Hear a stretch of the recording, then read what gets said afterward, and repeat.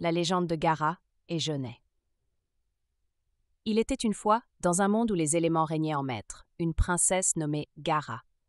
Elle était la gardienne des eaux cristallines, protégeant les rivières, les lacs et les océans. Son teint était aussi lumineux que les reflets du soleil sur les vagues, et ses cheveux flottaient comme des algues argentées. De l'autre côté du royaume vivait Genêt, le prince du feu. Son regard était ardent, et ses cheveux flamboyaient comme les braises d'un feu de camp. Il contrôlait les flammes, les volcans et les éruptions. Son cœur brûlait d'une passion inextinguible. Un jour, lors d'une nuit d'équinoxe, Gaara et Genêt se rencontrèrent au bord d'un lac. Leurs regards se croisèrent, et une étincelle naquit entre eux. Ils savaient que leur amour était interdit, car l'eau et le feu ne pouvaient coexister sans se consumer mutuellement.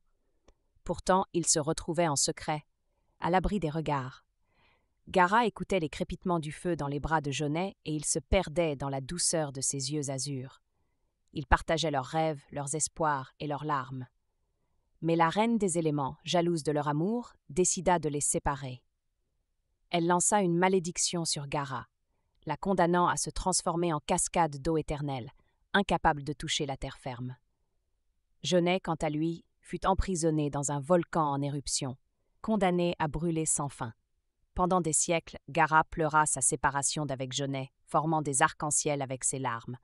Genêt, lui, rugissait dans les entrailles de la terre, cherchant désespérément à retrouver sa bien-aimée. Un jour, un jeune aventurier entendit parler de la légende de Gaara et Genêt. Il décida de braver tous les dangers pour les réunir. Il escalada la montagne de feu, affronta les tempêtes et les épreuves. Finalement, il atteignit le sommet du volcan et plongea dans la lave en fusion. Là, il trouva Genêt, à moitié consumé par les flammes. Le jeune homme versa une goutte d'eau sur le prince du feu, et miraculeusement, Genêt se transforma en un être de vapeur et de fumée.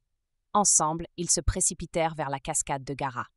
Au moment où Genêt toucha l'eau, une explosion de lumière se produisit. Gaara et Genêt fusionnèrent, devenant un seul être, mi-eau, mi-feu. Leur amour transcenda les éléments, créant un nouvel équilibre dans le monde. Depuis ce jour, la cascade de Gaara et le volcan de Genêt sont devenus des lieux sacrés, où les amoureux viennent chercher la bénédiction de leur union. Et lorsque le soleil se couche, on dit que l'on peut entendre les rires cristallins de Gaara et les murmures ardents de Genêt, s'élevant dans l'air comme une douce mélodie.